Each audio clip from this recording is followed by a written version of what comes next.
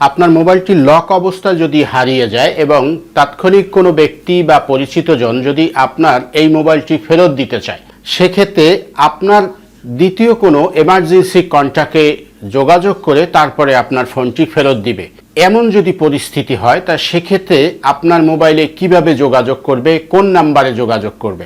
আজকের ভিডিওটি কন্টিনিউ করুন। এমনই একটি তথ্য আপনাদের সাথে শেয়ার করব যেটা আপনার অনেক কাজে দিবে। আমরা এজন্য প্রাথমিকভাবে আপনাদেরকে শেয়ার করছি, সেটি হলো দেখতে পাচ্ছেন যে আমার এই ফোনটি লক করা। লক অবস্থায় আমি যদি এইখানে এমার্জেন্সিতে ক্লিক করি, আমরা যদি এই এমার্জেন্সিতে ক্লিক করি, এখান থেকে আমরা এই অপশনটিতে ক্লিক করব আমরা কল দেওয়ার জন্য।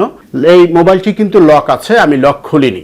এখন এখান থেকে এমার্জেন্সি কন্ট্যাক্টে ক্লিক করব। দেখতে পাচ্ছেন এমার্জেন্সি কন্ট্যাক্টে একটি ফোন, এই অটোমেটিকলি ফোনটি চলে গেছে। আমরা এখান থেকে যোগাযোগ করে নিতে পারবো। হ্যাঁ, আজকে আপনাদের সাথে এমনই একটি তথ্য শেয়ার করব কিভাবে আপনি এই এমার্জেন্সি কন্ট্যাক্ট নাম্বারটি সেট করে রাখবেন, যাতে আপনার বড় ধরনের দুর্ঘটনা বা বড় ধরনের বিপদ থেকে রক্ষা পেতে পারেন। আমরা এই অপশনটি সিলেক্ট করার জন্য বা সেভ করার জন্য আমরা সেটিংস অপশনে চলে যাব।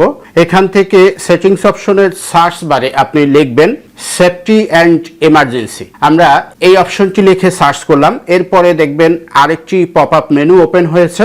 আমরা এখান থেকে এমার্জেন্সি কন্ট্যাক্টে ক্লিক করব। এখান থেকে নিচে দেখেন যে অ্যাড কন্ট্যাক্ট একটি অপশন আসছে।